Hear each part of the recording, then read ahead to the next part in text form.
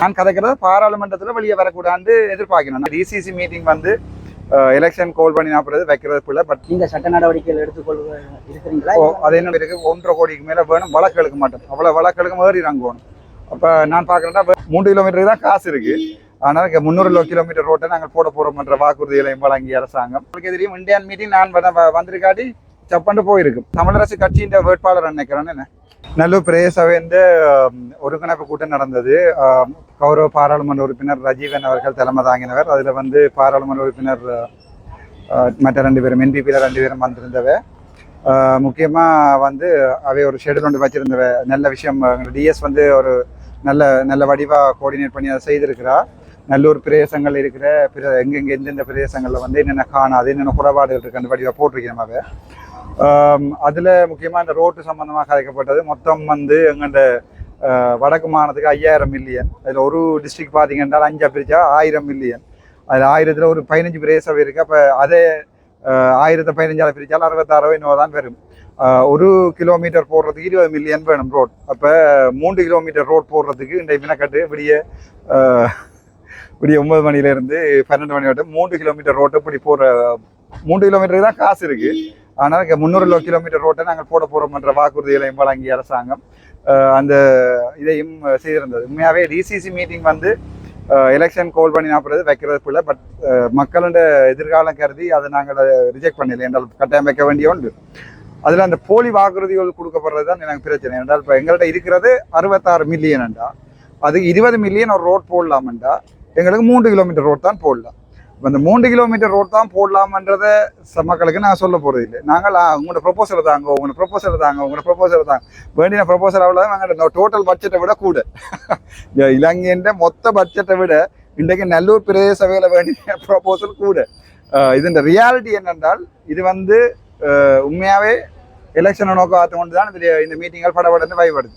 நான் போனது காரணம் என்னென்றால் அங்கே இப்படியான ஒரு விஷயம். இப்போ எல்லா சனவனைக்கும் டிசிசி மீட்டிங் வச்சாச்சு, ரோடுன்ற டீட்டெயில் அவ்வளோ விடுபட்டுடுது. ஆகவே ரோட்டெல்லாம் போடப்படாது.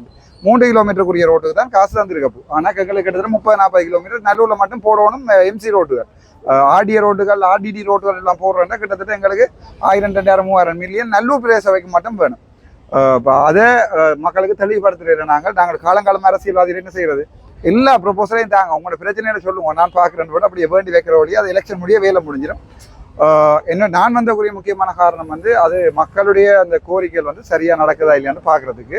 அதோட சிலதுகளை ஓப்பனாக சனத்துக்கு சொல்லணும், மக்களே சொல்லணும். இது 3 கிலோமீட்டருக்குரிய ரோட் 60 மில்லியன் தான் ஜாழ்ப்பாணத்துக்கு இருக்குது. அதில் 300 கிலோமீட்டர் போடலான்ற சொல்லணும். அது வடிவாக சொல்லியிருக்கிறேன். அடுத்த 2 மணிக்கு வேலை நிலை மீட்டிங் இருக்குது. டாக்டர், உங்களோட வேட்புமனுக்கள் நிராகரிக்கப்பட்டது தொடர்பாக வந்து நீங்க சட்ட நடவடிக்கைகள் எடுத்துக்கொள்ள இருக்கிறீங்களா? அது என்னடாப்பன், அது ஒவ்வொரு தனித்தனி பிரதேச சபையா போடட்டுமா? ஒவ்வொரு பிரதேச சபைக்கும் 15 லட்சம் 12 லட்சம் கேட்கணும். அப்படி பார்த்தீங்கன்னா 9 பிரதேச சபை இருக்கு, 1.5 கோடிக்கு மேல வேணும், வழக்கு எடுக்க மாட்டோம். அவ்வளவு வழக்கு எடுக்க ஏறி இறங்கணும். அப்ப நான் பாக்குறேன்னா வேற கட்சிகள், ஏற்கனவே பல பணபலம் வாய்ந்த கட்சிகள் வந்து வழக்குகள் போடுது. இப்ப போட்டா அது அவைக்கு மட்டும் தீர்ப்பமையாது, அது திருப்பியும் யாழ்ப்பாணத்தில் இருக்கிற எல்லா நொமினேஷனையும் திருப்பி கோல் பண்ண கொண்டு தான் வரும். ஸோ அதில் ஒரு பெனிஃபிஷரியாக இருக்கிறவன் தான் ட்ரை பண்ணுறேன். நாங்கள் அதில் இப்போவே ஒரு 40 லட்சத்துக்கு மேலே இழந்துட்டோம். இன்னொரு 1 கோடிக்குரிய வழக்க போடுறதுக்கு எங்களை சுயேட்சை கட்சியால் இயலாது. இப்போ கனவேர் எடுத்து கவலைப்பட்டது டாக்டர், உங்களோட இன்னொரு பேர் போட்டபடியே அங்கே அந்த 5 வருஷம் இதுகள் வந்து கனவெல்லாம் போயிட்டு பிரதேச மெம்பராக இருக்கலாம்னு நான் போயிட்டு இப்போதான் நான் அவையே எப்படியாவது மாநசபை கொண்டு போகிற வேலையை பார்ப்பேன். அது தவிர அவைக்குரிய அவங்க தொடர்ந்து சப்போர்ட்டுக்குரிய வேலையில் நான் பார்ப்பேன். பட் எங்களோட கட்சியை ஃபுல்லாக ஃபோன் பண்ணி ரெஜிஸ்டர் பண்ணுற வேலையில் பார்ப்பேன். ஆனால் அப்படி கோடிக்கணக்கில் போடுறதுக்கு காசு இல்லை. உங்களுக்கே தெரியும், நான் வெளிநாட்டில் இருக்கிற யார்கிட்ட உதவியல் பண்ணி தான் போடணும். நார்மலாக கோர்ட் ஆஃப் அப்பீல் ஒரு ரிட்டுக்கு வந்து 10 லட்சத்துலேருந்து 15 லட்சம் ஒரு ரிட்டுக்கு கேட்கணும். அப்போ ஒரு பிரதேச சபைக்கு இப்போ நான் இப்போ சாவச்சேரிக்கு போட்டால் அதே வழக்கு மாதிரி திருப்பி யாழ்ப்பாணத்துக்கும் போடுவோம். யாழ்ப்பாணத்தில் இருக்கிற பிரதேச சபையில் இப்படி எங்களுக்கு நடந்துட்டுனா அப்படி தனித்தனியாக போடுவோம். அல்லது இன்ட்ரெஸ்டட் பார்ட்டின்னு சொல்லி இந்த 11 பேரையும் கூட்டி கொழும்பு கூட்டி கொண்டே கோர்ட் ஆஃப் அப்பீலில் போட்டு திருப்பி வரணும். நான் இவன் மெட்டாக்கள் போடுற வழக்கலால் ஒரு இன்ட்ரெஸ்டட் பார்ட்டியாக ஜாயின் பண்ணலாமான்னு பார்க்குறேன்.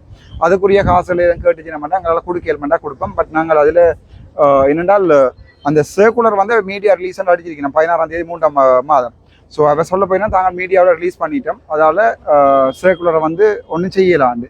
ஆனால் அக்டை மீறி சர்க்குலர் அடிக்கலாது. அப்படி ஒரு சட்ட சிக்கல் இருக்குது. சில சட்டவாளர் சொல்லினா வெல்லலாம்ண்டு, சில பேர் சொல்லினா வெல்லவே இயலாதுண்டு. அப்போ அவ்வளவு காசுகளை கொண்டே போடலாமான்னு கேட்டால் காசும் இல்லை. என்னட்ட அடுத்ததை பற்றி திங்க் பண்ணணும். அடுத்தது இன்றைக்கு நாளைக்கு தான் போட வேணும். ஸோ மற்ற டிசிசி மீட்டிங் இங்கே நடக்கிறபடியா நான் அது சம்மந்தமாக போடுற அவ்வளோ காசு சேர்த்து போடுறன்றது இம்பாசிபிள்ன்றபடியாக விட்டுருக்கேன் நான். ஒருவேளை டாக்டர் அந்த உள்ளூராட்சி தேர்தலில் வந்து உங்களோட சுயேட்சைக்குழு போட்டியிடாத சந்தர்ப்பத்தில் நீங்கள் எந்த கட்சிக்கு ஆதரவு கொடுப்பீங்க? முதலே சொன்னேன் தானே இப்போ எங்களோட தமிழ் தேசிய மன்றம் மக்களுக்கு உண்மையாக இருக்கிறான்னு பார்த்தா தலைவரில் யார் பார்த்தால் கயந்திரமார் பொன்னம்பலம் இருக்கிறார். அதில் எந்த சந்தேகமும் இல்லை. ஆனால் கயந்திரமார் பொன்னம்பலோட நிற்கிறாக்கள் சரியா இல்லையான்ற எனக்கு தெரியாது, எல்லாரும் சரியா இல்லையான்னு தெரியாது.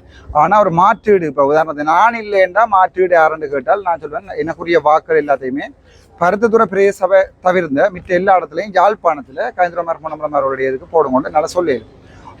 ஆனால் அது நான் வந்து பொறுப்பெடுக்க இல்லாது நீங்கள் சொல்லித்தானே டாக்டர் போட்டுனாங்க அதை எப்படி செய்யணும்னு. பட் இதுக்குரிய செகண்ட் ஆப்ஷன் என்னன்னா உங்களுக்கு தெரியும் என்பிபியும் டிஎன்ஏயும் சேர்ந்து தான் சில ஐடெக்கும் சேர்ந்து தான் இலங்கை தமிழரசு கட்சியும் சேர்ந்து சில வேலையில் அரசு மக்களுக்கு எதிரான வேலையில் செய்து கொண்டிருக்கணும். அது ஓப்பன் எங்களுக்கு எல்லாருக்குமே தெரியும்.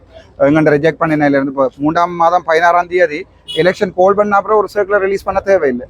ரிலீஸ் பண்ண சர்க்குலரை நாங்கள் அந்த காசு கட்டிக்க எங்கள்கிட்ட தந்துருக்கோம். அப்படி சர்க்குலர் இருக்கணும். 2வது 3வது வாட்ஸ்அப் குரூப்பில் ஜாயின் பண்ணி என்பிபியும் டிஎன்ஏயும் மட்டும் சேர்ந்து தான் ஐடெக்கும் சேர்ந்து தான் அந்த வாட்ஸ்அப் குரூப்பில் ஜாயின் பண்ணி செய்திருக்கணும். அப்போ எங்களையும் அந்த வாட்ஸ்அப் குரூப்பில் ஜாயின் பண்ணியிருக்கணும். அப்படி கணக்க குறைபாடுகள் இருக்குது. நாங்கள் இது உள்ளூராட்சி சபையில் போட்டியிடலாம் போனாலும் பருத்தத்துறையில் போட்டிடுறோம். அதில் 100% வெல்லுவோம், இல்லாட்டி மாநில சபையில் பார்த்துக்கொள்வோம். அதுக்கப்புறம் நேற்றைய தினம் வந்து சமூக வலைத்தளங்களில் ஒரு வீடியோ வந்து பகிரப்பட்டு வந்தது தானே, நீங்கள் பார்த்தீங்களோ தெரியல. ஒரு ஆசிரியர் ஒருத்தருக்கு வந்து மம்பட்டியால் ஒரு ஆள் பார்த்தேன். அது தொடர்பாக நீங்கள் உங்களோட கருத்து என்ன? அது நான் பார்த்தேன்னா தமிழ் தேசிய கூட்டமைப்புன்ற ஐடெக்குன்ற தமிழரசு கட்சியின் வேட்பாளர் நினைக்கிறேன்னு என்ன. அது வந்து தனிப்பட்ட ஒரு ஆளோட ஆக்ஷனால நாங்கள் முழு கட்சிகளையும் பிள்ளையாட்டு சொல்லலாம். ஆனால் கட்சியே பிள்ளையான கட்சி தானே இப்போ.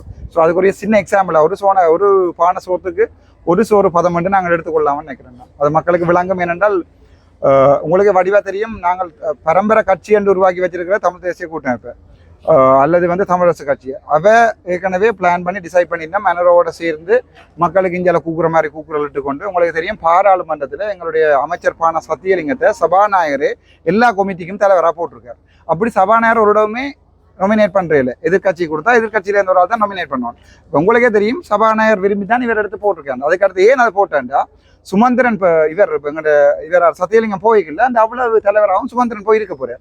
அப்போ நாங்கள் ஓட்டே போடாத ஒரு ஆள் 5000 6000 ஓட் வேண்டின ஒரு ஆள் நாளைக்கு எங்களோட தலைவிதியை தீர்மானிக்க போது அதை மக்கள் வடிவா யோசிச்சு இந்த மாதிரி என்பிபிக்கும் ஐடெக்குக்கும் அல்லது இலங்கை தமிழரசு கட்சிக்கும் போடுற ஓட்டுகளை சிந்திச்சு போடணும் மட்டும் நான் பணிவாக கேட்டுக்கிறேன். அவே ஒளிபரப்ப மாட்டினோம் இப்போ அது உண்மைதான். ஆனால் நான் கதைக்கலான்னு எந்த தடையும் இல்லை. அதுவே இந்த முறை உள்ளூராட்சி சபை தேர்தல் உங்களுக்கு தெரியும் இந்தியன் மீட்டிங் நான் வந்திருக்காட்டி சப்பண்டு போயிருக்கும். ஏன்னா எடுத்துக்கேளு எந்த கடை என்றாலும் இந்த கடைக்கு ஒரு கீரை கடை இருக்கணும். அவைக்கு ஒரு பெரிய பிரச்சனையான கீரை கடை நான்.